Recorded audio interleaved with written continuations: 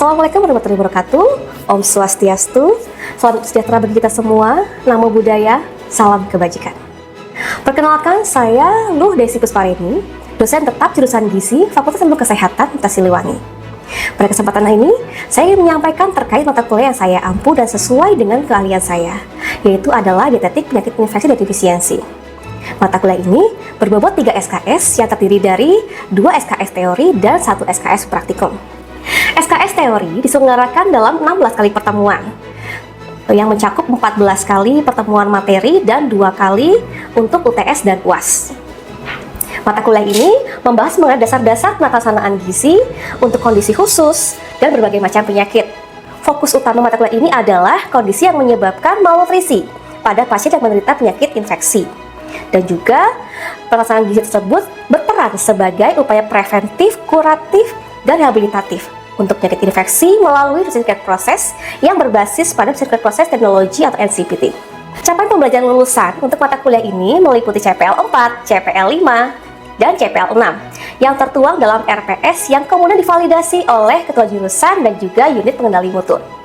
Capaian pembelajaran mata kuliah untuk mata kuliah ini mencakup CPMK 1. Mahasiswa mampu menyusun rencana asuhan gizi menggunakan proses asuhan gizi standar atau nutrient proses pada penyakit infeksi dan defisiensi gizi secara mandiri, sistematis, terukur, dan tepat. CPMK 2 berupa mahasiswa mampu mempraktikkan proses asuhan gizi secara sistematis. Materi pembelajaran pada mata kuliah ini mencakup nutrient proses, standar makanan rumah sakit, mata laksanaan gizi pada defisiensi zat gizi, mata laksanaan gizi pada alergi dan toleransi makanan, serta pelaksanaan gizi pada berbagai penyakit infeksi. Pada setiap pertemuan materi, mahasiswa akan diberikan penugasan berupa penyusunan nutrient care proses terhadap kasus yang akan digunakan untuk praktikum, berupa pembuatan contoh menu sehari untuk setiap kasus. Nah, di akhir mata kuliah, diharapkan mahasiswa mampu menyusun nutrient care proses secara lengkap dan tepat untuk berbagai penyakit infeksi dan defisiensi gizi. Komponen penilaian dalam mata kuliah ini mencakup delivery, interaction, and assessment. Komponen delivery mencakup pemberian materi perkuliahan dan RPS yang diunggah pada platform Google Classroom serta tatap muka yang didesain secara interaktif. Untuk meningkatkan pemahaman mahasiswa, saya menggunakan beberapa media pembelajaran seperti video terkait gambaran umum penyakit, kemudian pedoman pelaksanaan gizi, dan kuis interaktif yang menggunakan Kahoot, Quizzes, atau Google Form. Komponen interaction dilakukan dengan cara melakukan tanya jawab, diskusi, dan kolaborasi dengan mahasiswa. Komponen asesmen yang dilakukan adalah berupa asesmen formatif dan juga asesmen sumatif. Untuk asesmen formatif dilakukan berupa kuis, studi kasus individu, dan praktikum kelompok. Saya juga melakukan penilaian secara individu terkait sikap, perilaku, keterampilan selama mengikuti perkuliahan. Sedangkan untuk asesmen sumatif berupa UTS dan juga UAS. Mata kuliah ini menggunakan metode pembelajaran berupa case study dengan presentasi individu terkait studi kasus dan praktikum. Dalam penyusunan materi perkuliahan, saya menggunakan beberapa referensi utama berupa Krauss Food Nutrition and Nutrition Care Process, Principles of Nutritional Assessment, Nutrition Care Process Technology Reference Manual, buku penuntun diet, berbagai pedoman pelaksanaan gizi untuk penyakit infeksi baik itu nasional maupun internasional, serta juga reputasi yang mutakhir terkait pelaksanaan gizi untuk penyakit infeksi maupun defisiensi gizi. Berikut adalah video proses pembelajaran pada mata kuliah dietetik penyakit infeksi defisiensi untuk pertemuan ke-9 dengan materi mata pelaksanaan gizi pada penyakit infeksi pernafasan, yaitu tuberkulosis. Selamat menyaksikan. Selamat pagi semuanya. Bagaimana kabar kalian hari ini? Baik. Sebelum kita mulai, saya cek kehadiran dulu ya. Oke, yang pertama Rian Hartono. Oke, Risa Nurusada, Indri Susanti. Oke, Siska Aulia. Jadi ini adalah pertemuan pertama kita setelah menjalani ujian tengah semester. Ya, masih ingat sebelum UTS kemarin kita membahas materi tentang apa? Penata gizi. Oke, betul ya, Revina. Sekarang presentasi sudah itu terbagi menjadi berapa tipe? Ya, silakan, Tina. Ada 2, ada diet prabedah dan diet custom. Oke, betul ya.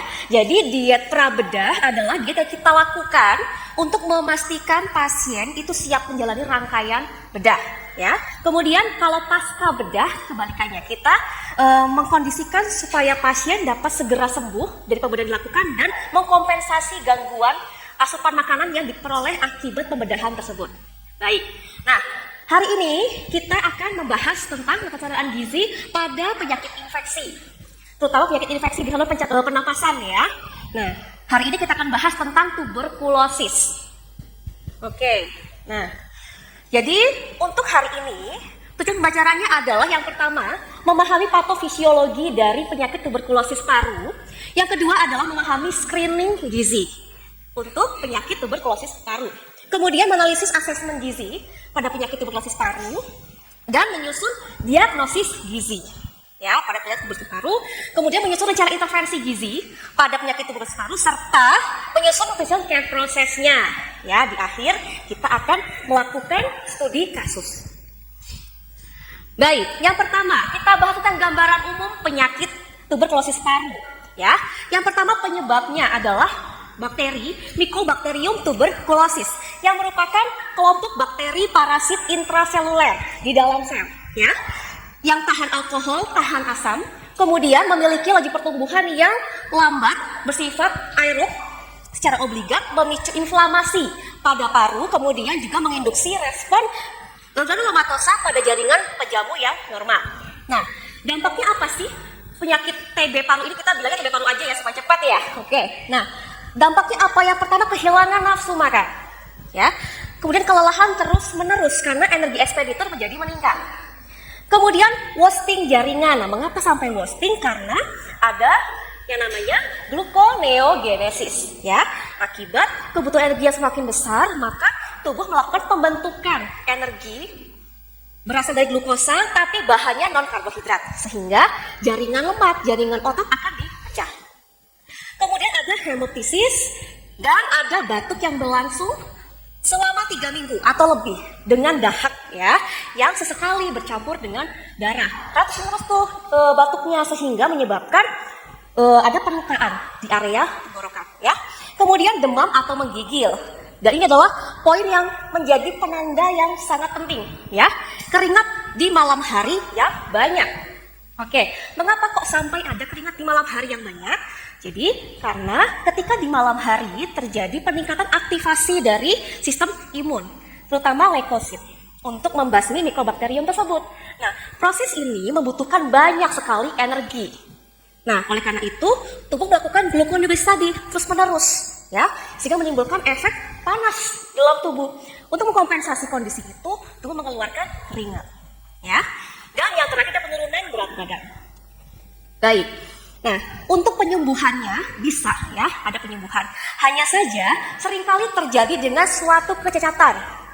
Artinya adalah terjadi klasifikasi di rongga tuberkular. Jadi bisa sembuh, tapi rongga tuberkular itu jadi keras, ya, mengeras. Kemudian bentuk akut dari penyakit ini menyerupai pneumonia. Kemudian bentuk kronisnya ini menyebabkan demam yang ringan. Jadi biasanya demam itu terjadi pada fase akut, ya. Kalau sudah fase kronis ada demam tapi lebih ringan. Kemudian jika ada orang yang imunnya rendah, ada gangguan sistem imun, misalnya pada pasien TB dengan HIV. Nah, ini akan lebih berisiko untuk mengalami dampak-dampak akibat tuberkulosis tersebut.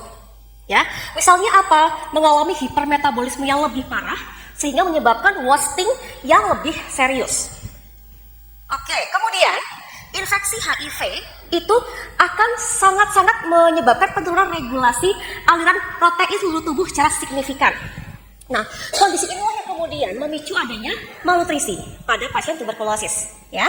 Nah, untuk TB aktif itu biasanya startnya mulainya adalah dari paru-paru, tapi kemudian ia akan menyebar ke organ tubuh lainnya melalui aliran darah, sehingga bisa terjadi tuberkulosis yang disebut dengan extrapulmonary. Artinya bisa terjadi TB tulang, ya, TB kelenjar, TB di sistem pencernaan bisa, ya. Kemudian ada bentuk komplikasi yang sangat berbahaya, yaitu adalah TB meningitis, yang berarti adalah Mycobacterium ini sudah masuk ke area otak, ya. Dan kondisi ini sangat-sangat berbahaya menimbulkan peningkatan mortalitas terutama bagi lansia. Baik, nah sekarang cara penyebaran utama dari penyakit ini tentu saja dengan inhalasi atau kita menghirup tetesan aerosol yang berisi dengan droplet yang terinfeksi. Jadi misalnya ada pasien tuberkulosis di sekitar kita ya, kan bernafas, bicara, batuk, kemudian kan tersebar. Di sebelahnya ada orang ya, kemudian menghirup ya udara yang sama sehingga memicu adanya penularan.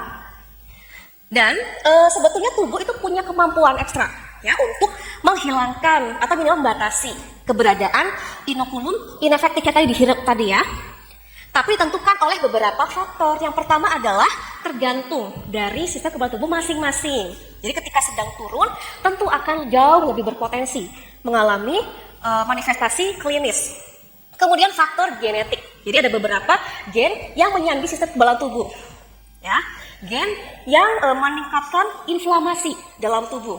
Ya, kemudian yang ketiga adalah apakah paparan ini, inhalasi ini adalah paparan yang primer atau sekunder. Jika sekunder tentu saja potensinya lebih besar. Baik, sekarang kita bahas patofisiologi dari penyakit tuberkulosis ya. Yang pertama adalah Mycobacterium ini masuk ke inang, ke manusia, menyebabkan manifestasi yang disebut dengan tuberkulosis primer, artinya pertama kali ya terinfeksi. Kemudian biasanya di TB primer ini dia akan berkumpul, terlokalisasi di bagian tengah paru ya, kiri atau kanan ya, di area tengah namanya adalah focus zone.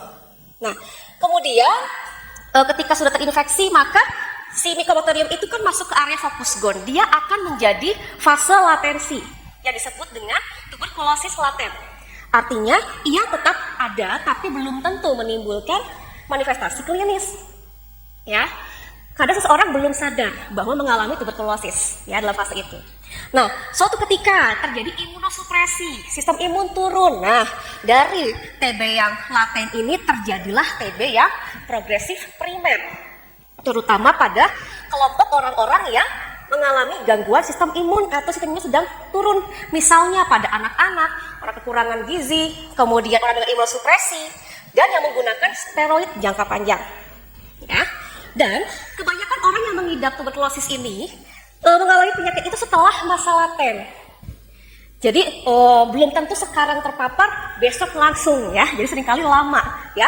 Terpaparnya seminggu yang lalu, sebulan yang lalu, tapi baru sekarang menimbulkan manifestasi klinis. Ya, bahkan sampai beberapa tahun pasca infeksi primer yang disebut dengan tuberkulosis sekunder. Ya, dan di sini adalah terjadi reaktivasi. Tadi kan Mycobacterium itu dia dorman ya, laten di area focus zone. Kemudian karena ada imunosupresi, dia reaktivasi sehingga menjadi tuberkulosis yang sekunder ya. Dan biasanya terdapat lesi di area apex paru. Nah, ini adalah contoh paru pasien tuberkulosis ya. Kita lihat ya di sini banyak terdapat granuloma ya. Ini adalah Mycobacterium yang dilingkupi oleh sel-sel paru ya. Dan makin lama tentu saja bisa menimbulkan kondisi yang lebih serius ya. Awalnya kecil-kecil, makin besar, ada plak di sini ya, berlubang ya gitu. Makin lama makin besar. Nah, kalau seperti ini sudah terjadi bronchial erosion, agak sulit ya untuk diperbaiki lagi. Dia seringkali irreversible. Baik, sekarang kita masuk ya ke screening gizi. Oke, screening gizi itu bertujuan untuk mengkaji risiko malnutrisi. Ya, ini merupakan langkah awal ketika memutuskan bagaimana risiko malnutrisi pada pasien tersebut. Ya, jika pasien berisiko gizi maka wajib di assessment oleh ahli gizi. Nah, untuk tuberkulosis tentu saja pasien berisiko tinggi mengalami malnutrisi. Nah, oleh karena itu wajib bagi kita untuk melakukan screening. Dan sekarang apa sih screening toolsnya? Nah, menurut WHO untuk pasien tuberkulosis ini kebetulan sama rekomendasinya dengan Aspen. Jadi opsinya adalah kalau di tingkat masyarakat ya, di masyarakat awam, ya masyarakat luas, kita bisa menggunakan Malnutrition Universal Screening Tools ya untuk orang dewasa. Nah, sekarang kalau di rumah sakit pasien ya, kalau pasien kita menggunakan Nutrition Risk Screening 2002 ya, gampangnya disebut NRS 2002 gitu ya. Nah, sekarang untuk lansia, kita bisa menggunakan mini nutritional assessment. Nah, kalau untuk anak-anak, kebetulan belum ada reference terkait rekomendasi yang spesifik ya untuk anak. Jadi bisa menggunakan beragam screening tools untuk anak. Oke, sekarang asesmen antropometri. Jadi dalam kondisi ini antropometri menjadi kunci dalam kita mengkaji malnutrisi pada pasien tuberkulosis. Ya, mengingat pasien sudah pasti akan mengalami perubahan berat badan dan status gizi yang dapat dilihat dari indeks massa tubuhnya. Kemudian antara malnutrisi dengan tuberkulosis memiliki hubungan yang timbal balik. Ya, artinya malnutrisi menyebabkan peningkatan potensi tuberkulosis. Tuberkulosis menyebabkan peningkatan potensi malnutrisi. Ya, sekarang mengapa kok bisa malnutrisi menyebabkan tuberkulosis? Karena ketika malnutrisi terjadi penurunan sistem imun. Kemudian otomatis tubuh lebih rentan menerima beragam penyakit infeksi. Dan terjadilah TB yang laten. Nah, ini kemudian menyebabkan kondisi tuberkulosis. Sekarang kebalikannya, tuberkulosis menyebabkan malnutrisi. Ya, jadi ini menyebabkan penurunan nafsu makan, kemudian menyebabkan malabsorpsi dan mengganggu metabolisme. Oke, sekarang ini adalah asesmen biokimia. Jadi nilai lab apa sih yang perlu kita kaji pada pasien tuberkulosis ya? Yang pertama jelas albumin ya sebagai penanda status protein dalam tubuh. Kemudian ada C-reactive protein, protein fase akut ya. Ada retinol binding protein. Ada hemoglobin and hematocrit, ada kolesterol yang biasanya rendah ya, ada status alkalit, blood nitrogen dan juga kreatinin. Sekarang kalau dari sisi klinis ya, apa sih yang dapat kita lakukan? Tentu saja pertama adalah tuberculin skin testing ya dalam bentuk mantuk test ya di kulit ya. Kemudian ada interferon release assay, ada screening in immunocompromised patient dan lain-lain. Untuk secara konfirmasi ya, di atas konfirmasinya itu kita bisa menggunakan ronsen dada. Ya di ronsen ada granuloma saja apa tidak gitu. Kemudian saya juga menggunakan vital sign, misalnya suhu tubuh, tekanan darah dan sebagainya, respirasi apalagi ya. Dan berkeringat di malam hari serta keberadaan anoreksia. Oke, kemudian ada dietary history ya. Kita lihat bagaimana riwayat gizinya sebelum masuk rumah sakit dan setelah masuk rumah sakit ya, serta faktor-faktor apapun yang mempengaruhi asupan makanan ya, serta konsentrasi serum leptin ya biasanya rendah. Kemudian dan personal seperti biasa ya, ekonomi dan sebagainya. Sekarang diagnosis gizi. Ini adalah langkah bagi kita untuk menentukan problem ya, masalah gizi pada pasien sehingga kita bisa melakukan intervensinya ya. Tentu saja yang pertama adalah NT1.1, peningkatan energi expenditure ya. Yang kedua tentu saja ya, diagnosis gizi abadi ya, asupan orang tidak ada ya. Kemudian ada peningkatan kebutuhan gizi opsional yang diisi dengan energi dan protein, serta ada kelebihan asupan karbohidrat. Tapi ini hanya berlaku jika pasiennya mengalami sesak napas ya. Kemudian domain klinis, ini tergantung nanti bagaimana pasien Anda saat itu ya. Yang pertama kesan menelan, perubahan fungsi gastrointestinal ya, perubahan lain terkait gizi, underweight ya, kehilangan berat yang tidak diinginkan, boleh ya. Kemudian domain perilaku, ini tergantung temuannya, apakah tentang pengetahuan kah atau perilaku dan sebagainya. Sekarang tujuan diet ya. Tujuan diet untuk TB paru ini mengacu pada diet TETP. Apa itu TETP? Oke. Tinggi energi, tinggi protein ya. Basicnya mirip ya. Dan tujuannya tentu saja nomor satu adalah memenuhi kebutuhan zat gizi ya. Yang kedua tentang status gizi ya, mencapai mempertahankan status gizi yang normal. Dan yang ketiga tujuan lain tergantung temuan Anda selama melakukan asesmen. Oke, sekarang syarat dietnya. Nah, karena kita merujuk pada TETP, tentu saja opsinya mirip. Namun, ada beberapa rekomendasi. Yang pertama merujuk pada rekomendasi WHO. Versi WHO, kita menggunakan energi sebanyak 30 kilokalori per kilogram berat badan. Ya. Kemudian protein 15-30%, lemak 25-30%, karbohidrat 45-65%. Ya, hanya saja terdapat sumber lain di sini dari buku Krauss dan juga buku dari Sylvia Escott. Ini menyatakan bahwa pada pasien yang gizi kurang dan ada katabolik, itu menggunakan energinya 35 sampai 40 kilokalori per kilogram berat badan. Nah, jika ada penurunan badan yang signifikan, artinya turunnya drastis ya, maka energinya 35 sampai 45 kilokalori per kilogram berat badan. Ya. Jika ada infeksi lain, tambahkan ekstra energi 20 sampai 30%. Ya. Proteinnya kita berikan tinggi 1,2-1,5 gram. Oke. Kemudian seandainya sesak nafas, ya, maka berikan dietnya rendah karbohidrat. Ya. Dimulai dari sekitar 40% ya kebutuhan energi. Gitu. Kalau ada demam jangan lupa ya 13% ekstra energi untuk setiap 1 derajat Celcius. Ya. Cairan 35 ml per kilogram berat badan. Suplementasi multivitamin mineral jika diperlukan, dan berikan beberapa ekstra zat gizi. Contohnya, karena obat yang umum dikonsumsi adalah isoniazid. Nah, obat ini dia antagonis terhadap absorpsi vitamin B, ya, dan menyebabkan depresi sehingga pasien membutuhkan suplementasi vitamin B6 sebesar 25 mg per hari. Ya, nah ini menjadi suatu kondisi yang complicated ya. Jadi pasien TB itu seringkali mengalami anemia, ya, tapi tidak serta-merta kita berikan suplementasi EV, ya. Jadi ditahan dulu suplementasinya sampai kondisinya stabil, ya. Mengapa? Karena suplementasi EV ini bisa berbahaya bagi pasien infeksi.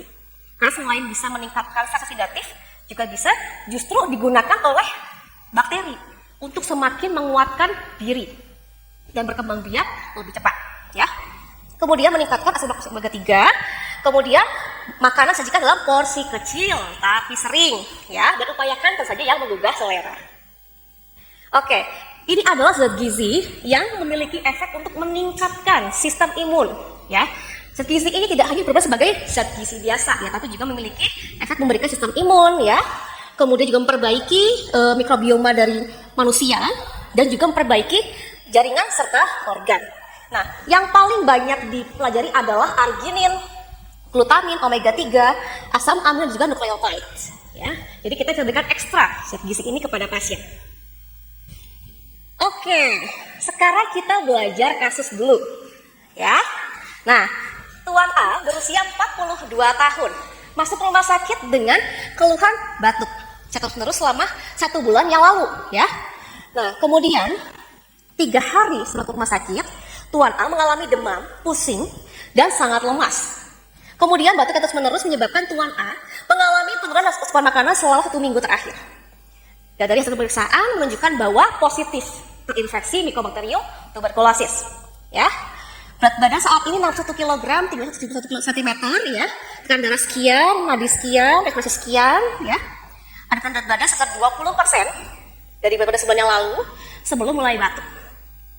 Oke, nah coba dibaca kasusnya.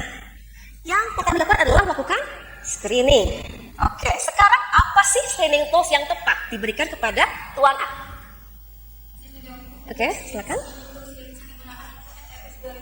Oke, Ruth Indri, NRS 2002 atau 2002 ya. Yang lain bagaimana sih pendapat? Sepakat ya. Oke, karena kalau MUST itu untuk masyarakat ya, kalau MNA untuk lansia. Oke, sekarang ada yang ingin mencoba untuk maju. Yang lain juga sambil ini ya, sambil coba ya. Ya, silakan Reza. Yang lain juga mengerjakan ya. Silakan di-scan untuk QR codes-nya.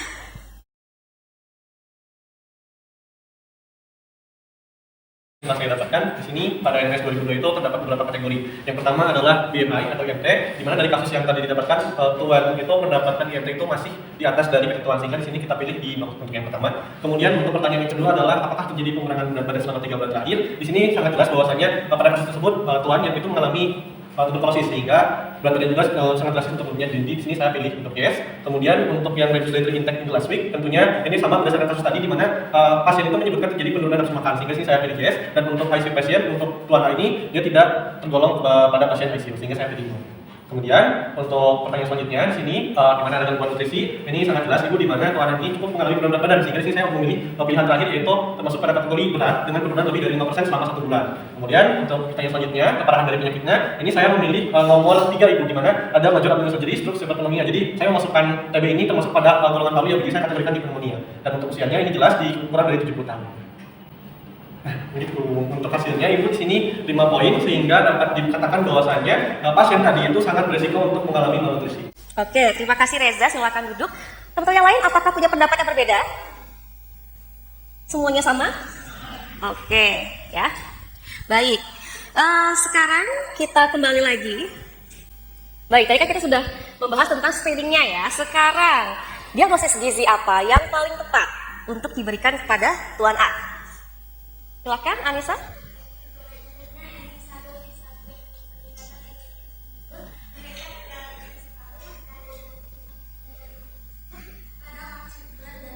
Oke, betul ya, pintar Anissa ya. Oke, sekarang kita hitung berapa sih kebutuhan energi untuk Tuan A? Oke, silakan dihitung. Oke, ada yang bisa menjawab?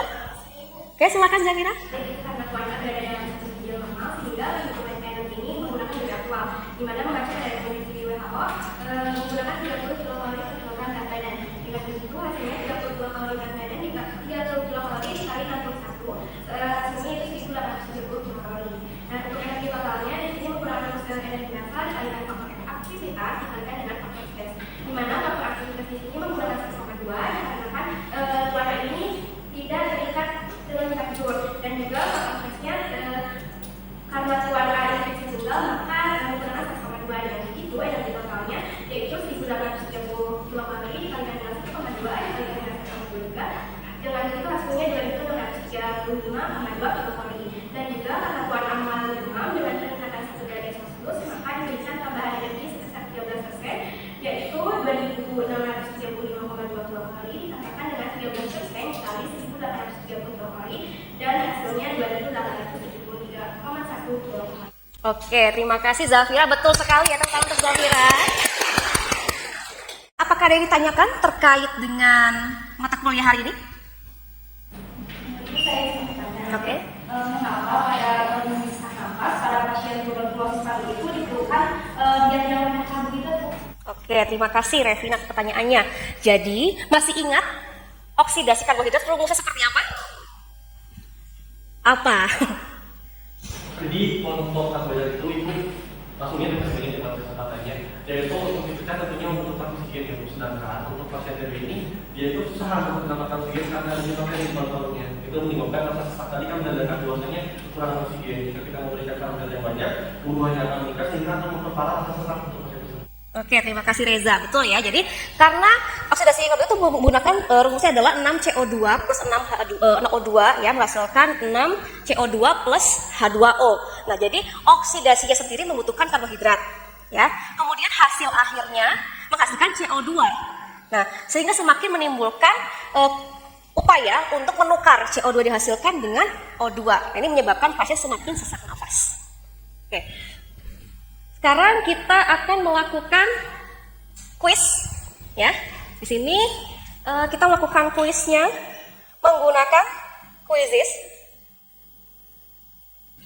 Oke, silakan diketik untuk kodenya.